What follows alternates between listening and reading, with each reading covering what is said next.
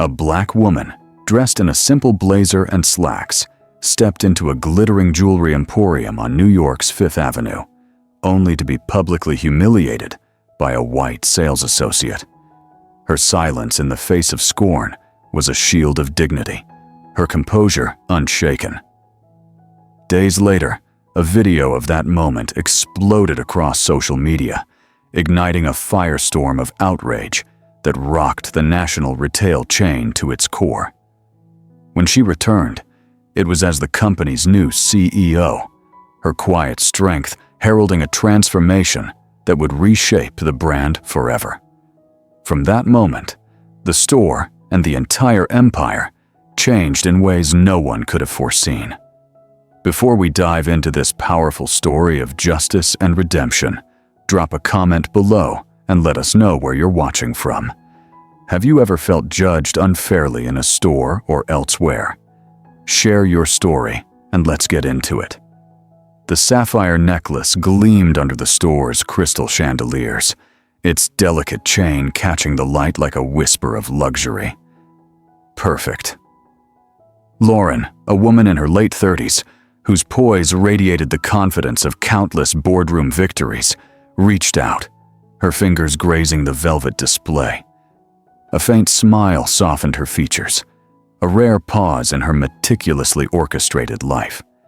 She was here, an anonymous customer, quietly assessing the very company she was poised to acquire. The air was thick with the scent of polished mahogany and high-end perfume, the hum of wealth enveloping the space like a velvet curtain. Marble floors gleamed, reflecting the soft glow of recessed lighting, while display cases sparkled with diamonds and emeralds, each piece a testament to opulence. The soft clink of champagne flutes and the murmur of affluent shoppers created a symphony of exclusivity. Yet beneath it lay a subtle tension, an unspoken hierarchy.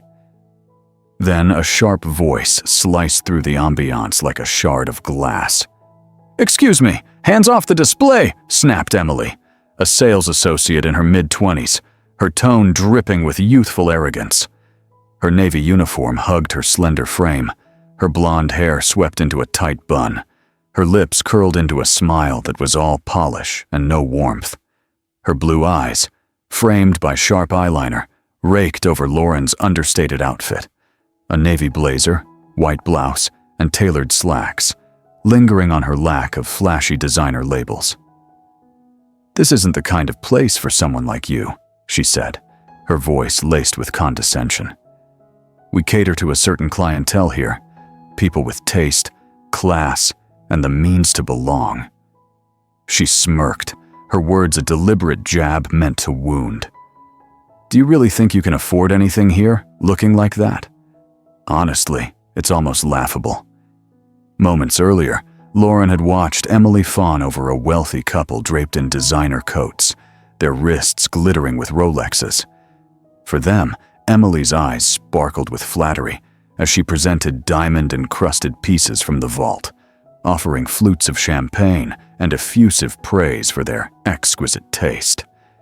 She'd practically curtsied, her voice syrupy with devotion, ushering them to a private viewing room with a flourish. For Lauren, there was only cold indifference, as if her presence was a blemish on the store's pristine image. Emily's words hit like an electric shock, pulling Lauren back to a high school auditorium in Chicago, 2 decades prior, where the sting of judgment had first seared her soul. The memory was vivid, as raw as the day it happened. A borrowed, slightly faded dress clung to her teenage frame, its cheap polyester scratching her skin. A small tear at the hem felt like a gaping wound, spotlighting her vulnerability. She stood alone at the edge of the auditorium, clutching the dress as her peers' eyes, cold, judgmental, raked over her. The air was thick with cheap cologne, and the nervous chatter of teenagers preparing for the spring formal. Whispers cut through the noise like knives. "Look at her dress," a girl sneered, her voice carrying across the room. "Does she think she's fooling anyone showing up like that? How embarrassing." Laughter followed, sharp and cruel, piercing her young heart like shards of glass. A flush of heat rushed to her face, shame flooding her senses. The dress, meant to be a symbol of hope, became a shroud of humiliation. That night left a jagged scar, stealing her budding confidence and planting a seed of resolve that would burn for years, a quiet fire that refused to be extinguished. That scar, rather than fading, transformed into an unrelenting drive. Lauren, now a formidable businesswoman, had set her sights on the very jewelry chain that echoed the exclusion of her youth. She'd spent years studying its vulnerabilities, mounting debts from overexpansion, declining foot traffic in flagship stores, a reputation tarnished by elitism and poor customer service. Her takeover was no mere acquisition. It was a reclamation of dignity, a chance to rewrite a narrative that had once diminished her. For Lauren, this was destiny. A mission to prove worth isn't measured by wealth, appearance, or status, but by inherent humanity. The memory of that high school humiliation, once a bitter poison, now fueled every late-night contract review, every strategic boardroom maneuver, every calculated step toward ownership. She'd pored over financial reports, identified leverage points like unpaid vendor contracts and declining investor confidence, and quietly built alliances with key stakeholders, all while maintaining an unassuming facade. This wasn't just a business deal, it was a reckoning, a chance to deliver justice for every person who'd ever felt invisible or unworthy. In the store, Lauren's gaze lingered on Emily, who was now dismissing another customer, a middle-aged man in a worn corduroy jacket, hesitantly asking about a silver watch on display. Emily's tone was curt, her smile tight. "That piece is reserved for a VIP client," she said, though the watch sat untouched behind her, its price tag gleaming under the lights. The same arrogance, the same exclusion Lauren had faced. No one intervened. Shoppers browsed, their heads buried in their own worlds, clutching Birkin bags or scrolling on iPhones. The security guard stood idle, his eyes fixed on the marble floor. Other staff moved with practiced detachment, their silence a quiet endorsement of the prejudice unfolding. The air conditioning's soft hum filled the void left by a chilling absence of compassion, the store's opulence a stark contrast to its cold undercurrent. In a quiet corner, mostly unnoticed, a college student named Sarah, working on a retail experience project for her marketing class at New York University, recorded the exchange on her phone. Her lens captured Emily's dismissive gestures, Lauren's composed dignity, and the stark reality of the moment. Sarah's hands trembled with indignation as she saved the footage, her heart racing at the injustice she'd witnessed. She'd seen Emily's warmth toward wealthier clients and couldn't reconcile it with the scorn directed at Lauren and others. Lauren noticed the phone, the subtle way Sarah tucked it away, her eyes wide with a mix of fear and resolve. A quiet smile crossed Lauren's lips. Perfect, she thought. An unexpected spark to ignite her carefully laid plan. That evening, leveraging her vast network and discreet technological resources, available only to someone of her influence, Lauren traced Sarah's digital footprint. Without direct contact, she acquired the video through secure legal channels, perhaps a data aggregator or a third-party purchase, her identity carefully concealed. She knew a single moment of scorn could outshine any marketing campaign, traveling faster and farther than any ad. From her sleek Manhattan office, with the precision honed through years of high-stakes corporate strategy, Lauren initiated her move. Using a secure link, she strategically uploaded the video not just to social media, but directly to major fashion influencers, consumer rights groups, and prominent news outlets. She knew the power of public opinion. This wasn't hot-headed revenge. It was a calculated strike to destabilize her target, paving the way for her takeover. The video exploded across social media feeds, shared and reshared, each click adding fuel to the burgeoning inferno of outrage. Millions watched, their indignation surging. The silent moment Lauren had orchestrated, now echoing across thousands upon thousands of screens. As the video gained traction, the comment sections became a confessional, a chorus of voices rising to recount similar painful experiences in the same store or other upscale establishments. Customers shared stories of being judged, dismissed, or ignored. Hurried glances, whispered sneers, cold shoulders delivered simply because their attire didn't scream wealth or their appearance didn't fit the mold of luxury. I was followed by security the moment I walked in, like I was there to steal, one commenter wrote, their words raw with hurt. They told me the bag I wanted was out of stock, but I saw them sell it to someone else an hour later, another shared, their frustration palpable. The hashtag number. Is it because I'm not rich wasn't just a trend. It was a rallying cry, swiftly topping trending topics, a public indictment of a brand that had lost its way. News outlets picked up the story, their headlines mirroring the growing anger, pushing the issue into mainstream consciousness. The company's stock plummeted, a direct consequence of the public relations nightmare. Lauren watched the numbers tick downward from her office, the city skyline glittering beyond her window, a faint smile playing on her lips. Her plan was unfolding with surgical precision. Emily, alone in her cramped Brooklyn apartment, scrolled through the viral video, her face paling as the view count soared into the tens of millions. Her phone buzzed relentlessly with notifications, hateful comments, mocking memes, and messages from friends asking, "Is that you?" "It's just a misunderstanding," she muttered, pacing, her voice trembling with a mix of anger and dread. "They're blowing it out of proportion. It's not fair." Her fingers hovered over her phone, tempted to respond, to defend herself, but the weight of the comments crushed her resolve. The world, it seemed, was against her. She had no idea the woman she'd mocked was orchestrating the fallout, methodically dismantling the company she served from the shadows. In the opulent boardroom of the chain's headquarters in Midtown Manhattan, panic reigned. The CEO, a silver-haired man in a tailored suit, slammed his fist on the mahogany table, crystal water glasses rattling violently. "Fix this now!" he roared, his face scarlet, glaring at the trembling executives huddled around the table. "We're losing millions. Our stock is in freefall. Our brand is a laughingstock. What the hell is happening?" The room was thick with tension, the air heavy with the scent of leather and desperation.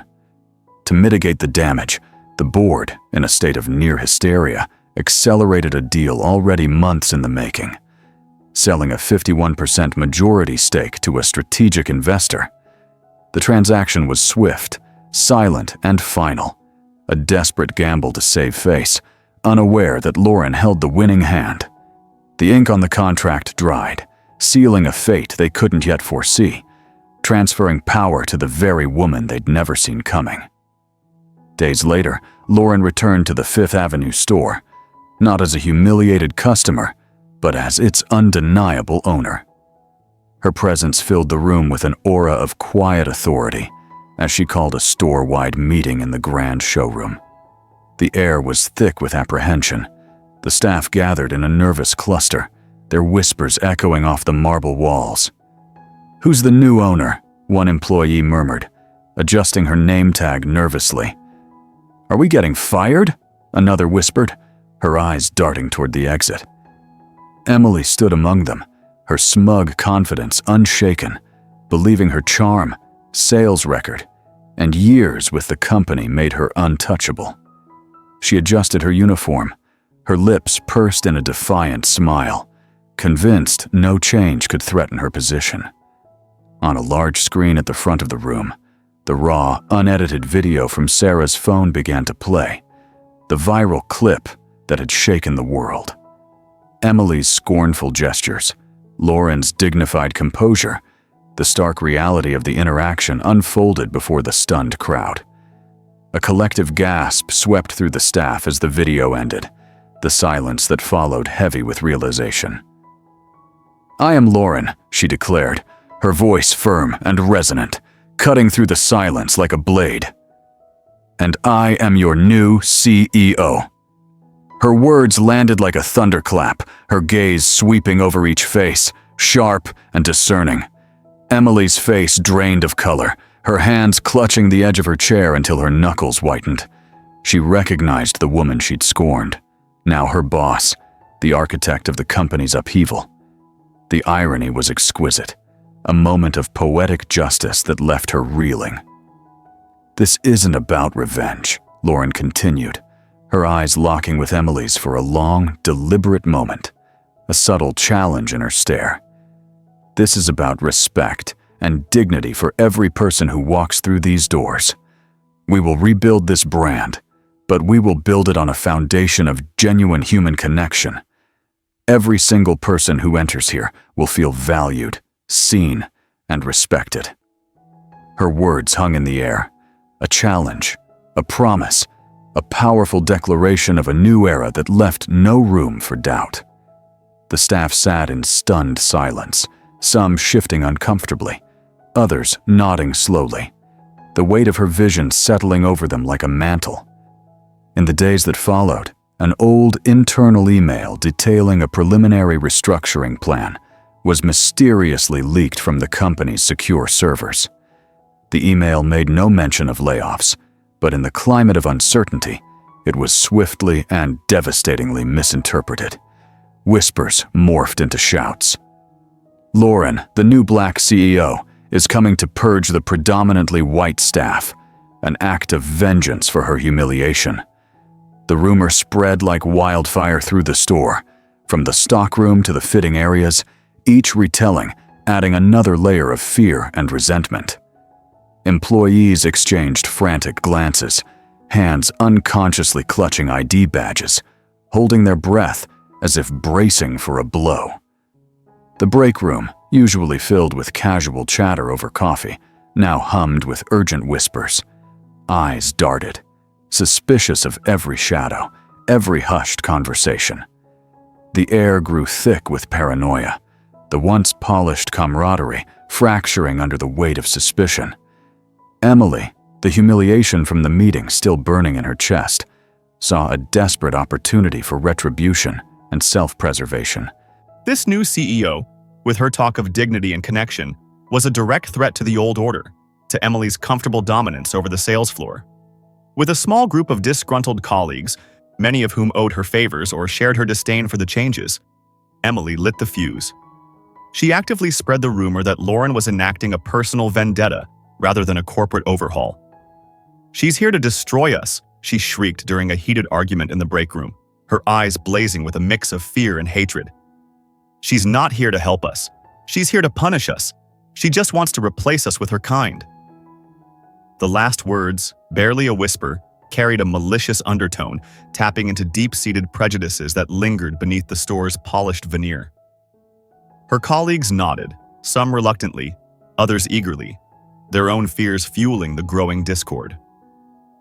Local newspapers and tabloids, always hungry for a sensational story, seized on the narrative with reckless abandon. Their headlines screamed across front pages and digital screens. Black CEO targets, white staff in luxury chain. Shake-up, racial tensions erupt at Fifth Avenue jewelry empire. The stories added the explosive element of race to an already volatile situation, fanning the flames of division. The city buzzed with the news. The store's phone lines flooded with calls from reporters demanding comment, amplifying the escalating sense of siege. Protesters, though small in number, began to gather outside the store, their signs echoing the inflammatory headlines. "Boycott racism. Our jobs matter. Don't let them divide us." The chants grew louder, their voices carrying through the glass doors, a constant reminder of the storm Lauren faced. Passers-by paused, snapping photos, some joining the crowd out of curiosity, others out of anger. The store, once a beacon of luxury, now felt like a fortress under siege. To cut through the toxic fog of misinformation, Lauren launched a bold counteroffensive, a mandatory 3-day empathy workshop for all staff, held in a rented conference space in Midtown. The room was stark, its fluorescent lights casting a clinical glow over rows of folding chairs, a far cry from the store's opulence. It wasn't about sales targets or inventory protocols. It was about perspective, about stepping into the shoes of others. Lauren assigned roles to each employee: a deaf customer struggling to communicate, an immigrant worker wary of judgment, a person routinely dismissed for their appearance. The goal was simple but profound: to experience the world as their most vulnerable customers did. The air in the workshop room was thick with resistance at first. Some participants fidgeted, arms crossed, expressions skeptical. Whispers of "waste of time" reached Lauren's ears, but her quiet insistence held them. Her gaze was steady, her presence commanding. "This isn't just about a job," she told them, her tone calm but unyielding, her voice carrying a quiet power that silenced the room. "It's about human connection, and we've lost it. We need to find it together. This is a chance to truly understand the pain we've caused, to see the world through eyes we've ignored." Emily, assigned the role of a delivery driver in worn coveralls, found herself relentlessly shadowed by a security guard during a role-play exercise. His presence was a constant, unsettling shadow, his boots echoing on the linoleum floor. Every time she reached for an item, his eyes pierced her, his footsteps closing in. Her heart began to pound, a strange, unfamiliar fear knotting in her stomach. It was a stifling sensation, being watched, being judged, being suspected without cause. She moved quickly, trying to outpace him, but he was always there, an unyielding presence. In a moment of panic, she accidentally knocked over an expensive crystal display in the mock store setup. Glass shattered on the floor, the sound echoing like a gunshot. The security guard's eyes sharpened, and a nearby sales associate, another employee playing a role, gave her a cold, disdainful look, one Emily herself had given countless times. "Will you be paying for that, sir?" the associate snapped, her voice dripping with judgment, mirroring Emily's past cruelty. Emily flinched, her cheeks burning with humiliation.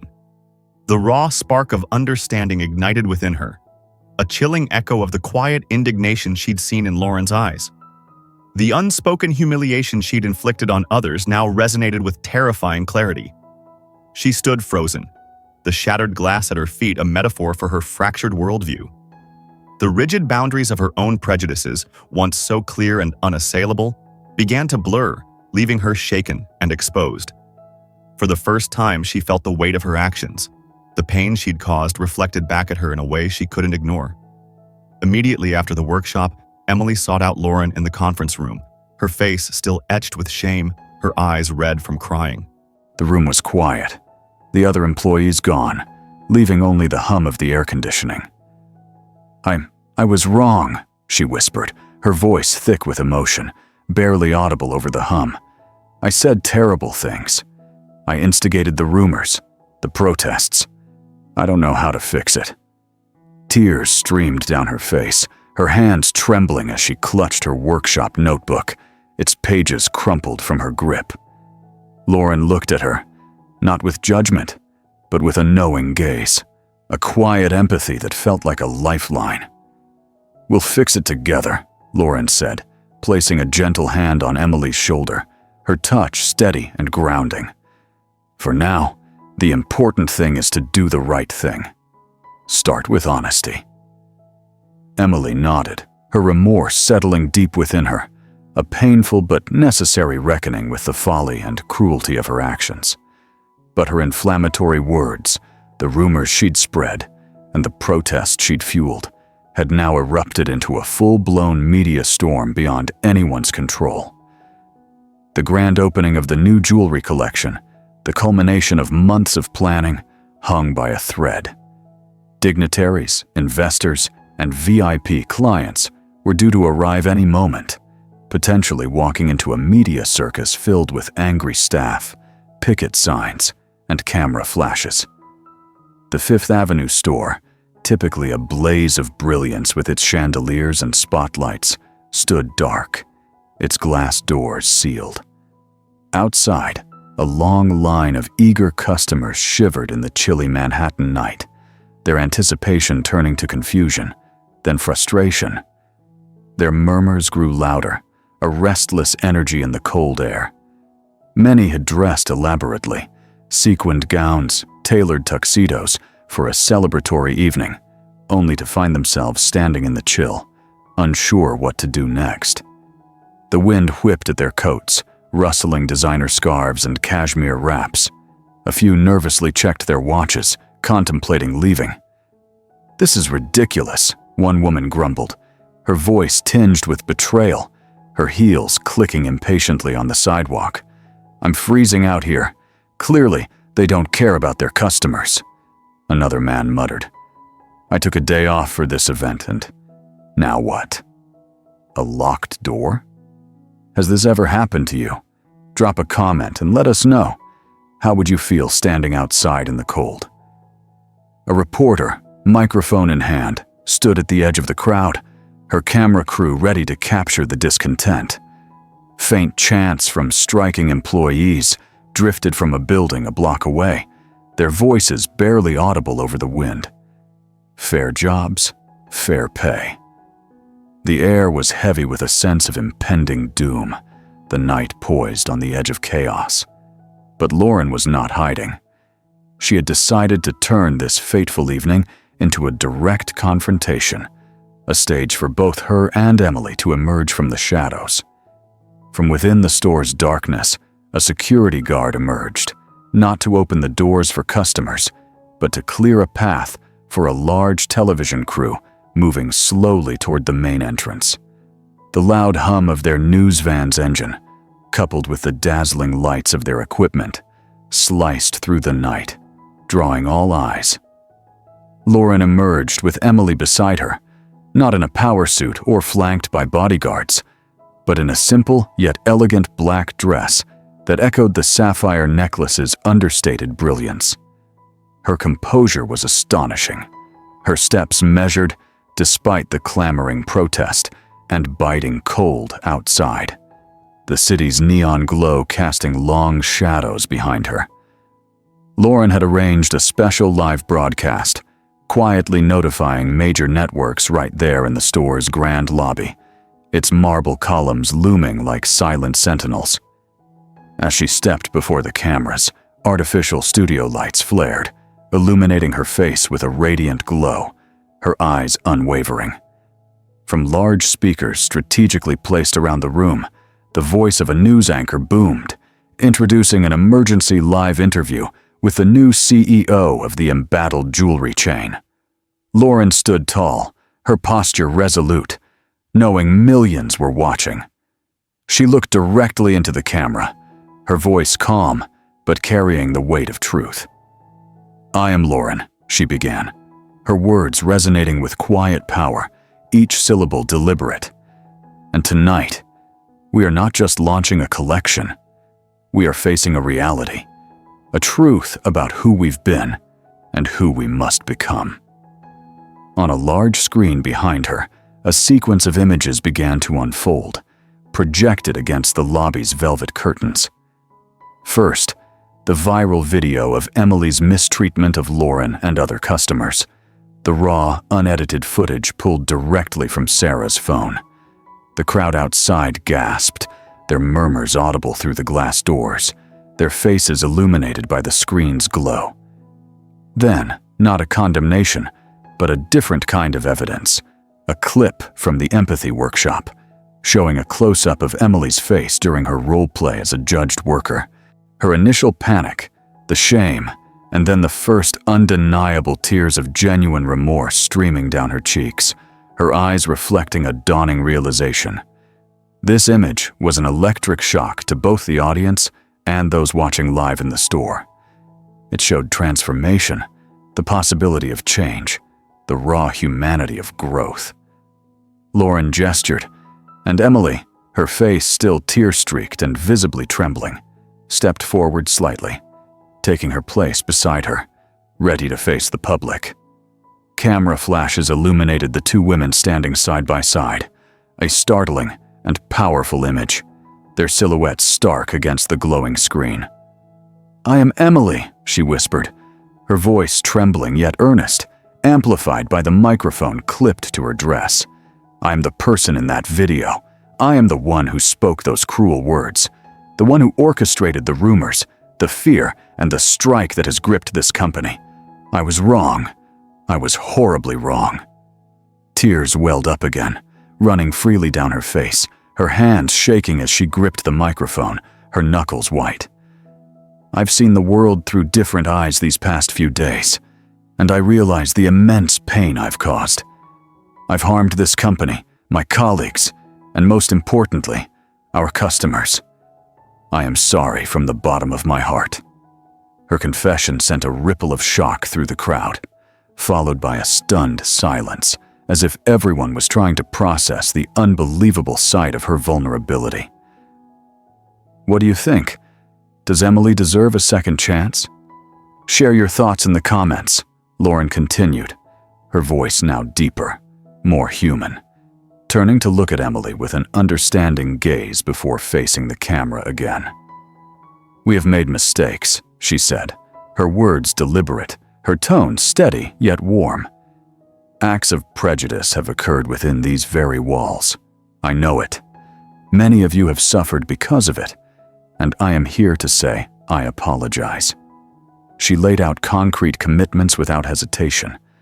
An independent diversity and inclusion committee with representation from the community, customers, and employees, ensuring every voice would be heard and hold real influence over company policy.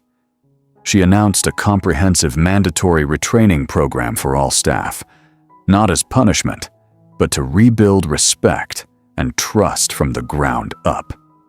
"We'll invest heavily in community outreach programs, especially for underserved and vulnerable groups," she affirmed, her voice rising with conviction, "to prove that our value lies not just in profit, but in how we uplift and contribute to society."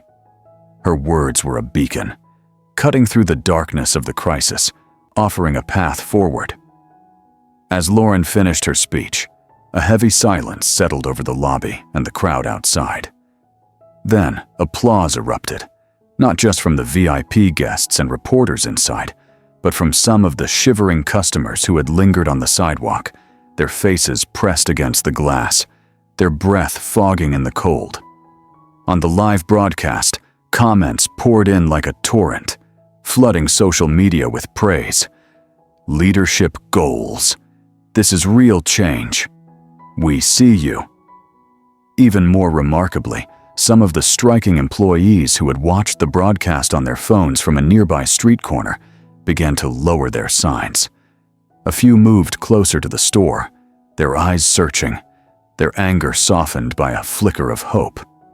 Lauren watched them through the window, her gaze no longer one of indignation, but a quiet invitation. This was more than a grand opening, a moment of truth broadcast live to the world, completely shifting the dynamic of the crisis.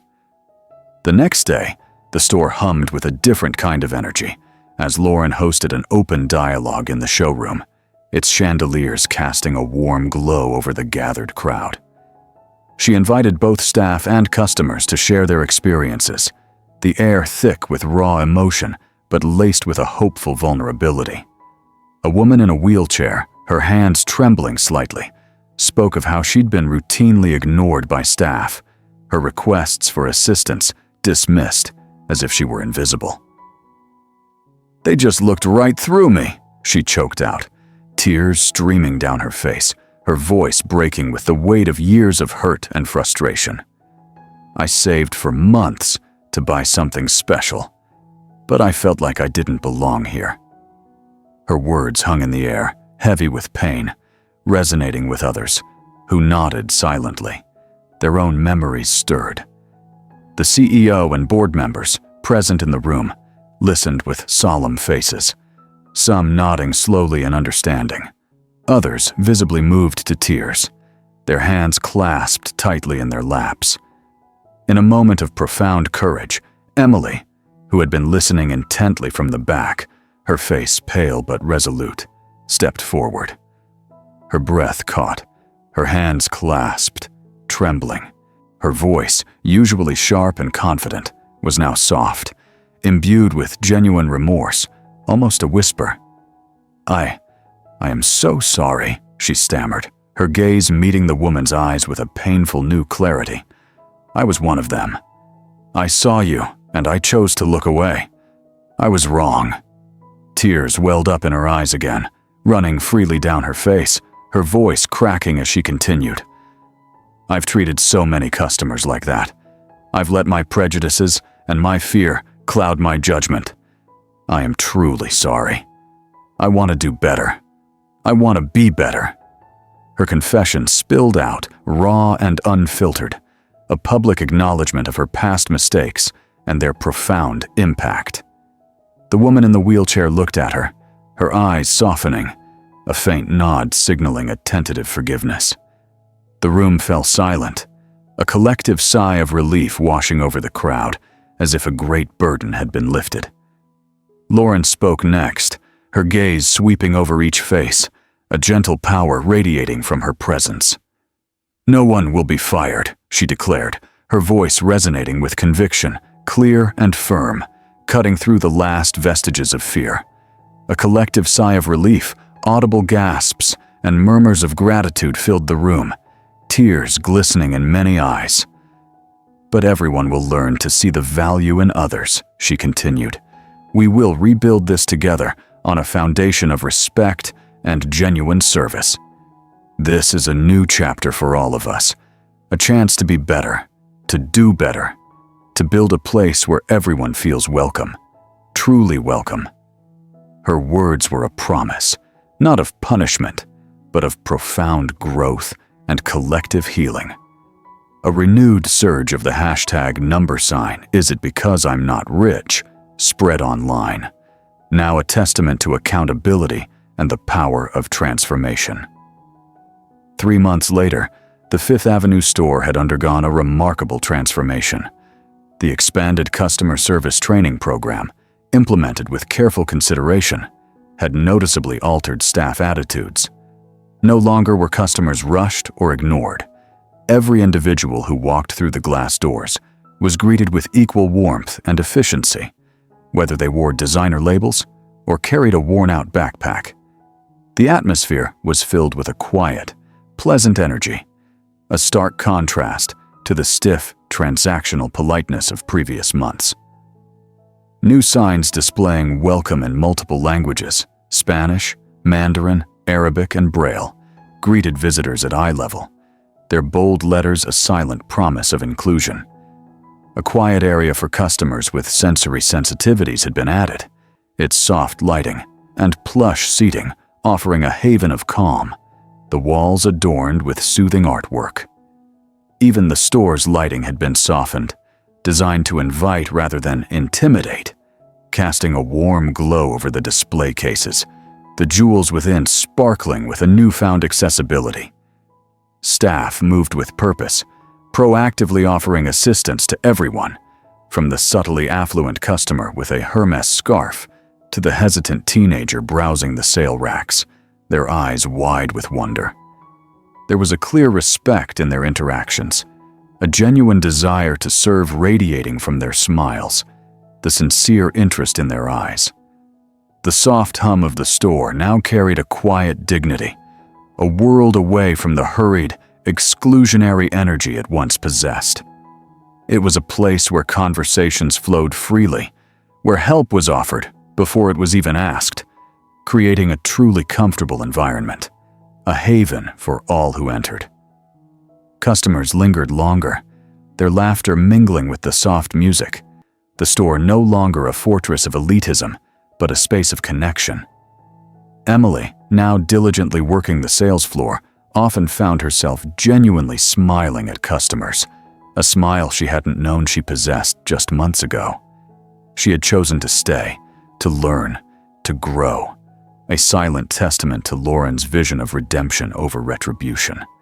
An elderly woman, the same one Emily had once dismissed when she inquired about a watch, returned to the store. She was warmly greeted by a sales associate, a new hire trained under the revamped program, who offered her a cup of tea, the steam rising in gentle curls.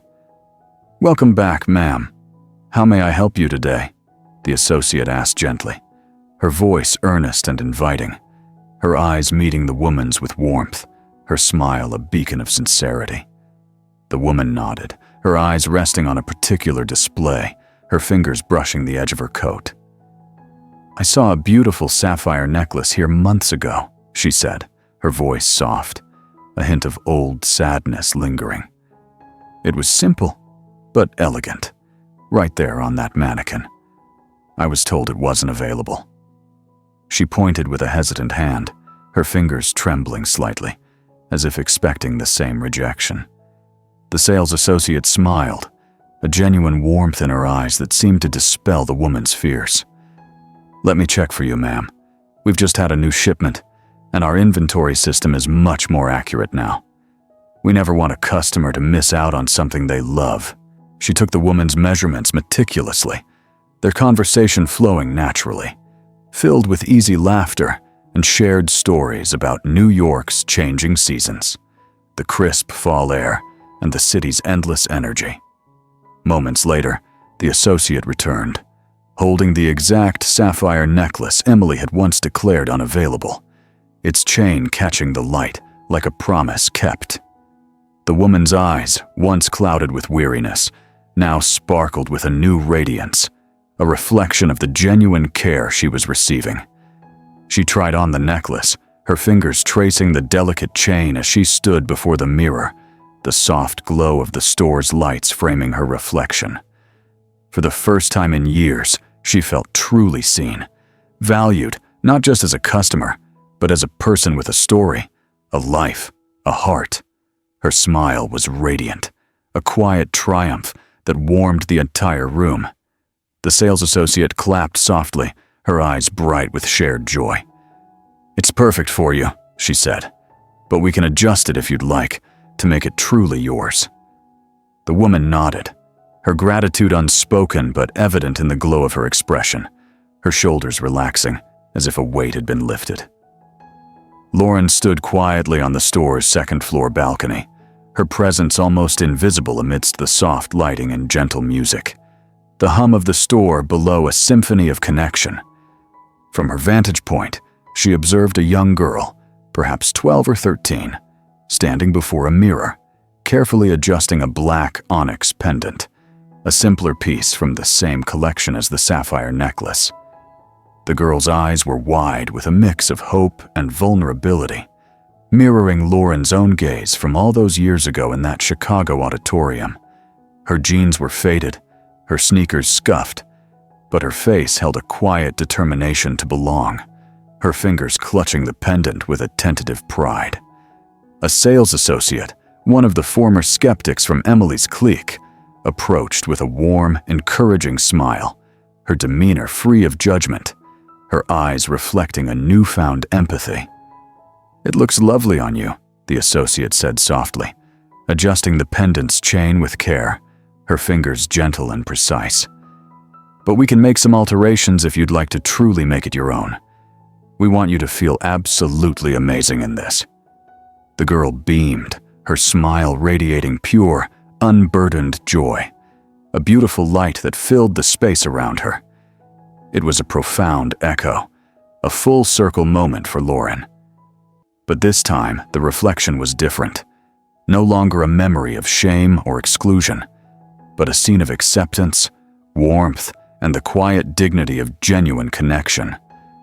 The light caught the sheen of the pendant, but it was the light in the girl's eyes that truly shone, a testament to a space where everyone belonged. Lauren's breath caught, a quiet moment of reflection as she watched the girl's joy unfold, a mirror to the hope she'd once held and now shared. Lauren's heart swelled with a deep sense of accomplishment, a tide of quiet pride washing over her, not born of vengeance, but of purpose. She hadn't just acquired a company, she'd redeemed a memory, rewritten a legacy, and redefined an industry. Respect, she knew, wasn't found in a price tag or a credit card swipe. It was in how we see each other, how we honor the humanity in every person who crosses our path. That was her triumph, a victory that was priceless and enduring, a legacy that would outlast the sparkle of any jewel. This is the story of transformation, of a woman who turned pain into power, of a company forced to face its flaws, and of a community that chose growth over division. It's a reminder that change begins with seeing others, truly seeing them for who they are. Join us to share more stories of transformation and hope by hitting the like and subscribe buttons. Don't forget to turn on the notification bell to start your day with profound lessons, heartfelt inspiration, and a call to empathy. What did you take away from Lauren's journey? How can we all work to make others feel seen and valued? Drop your thoughts below, and let's keep the conversation going.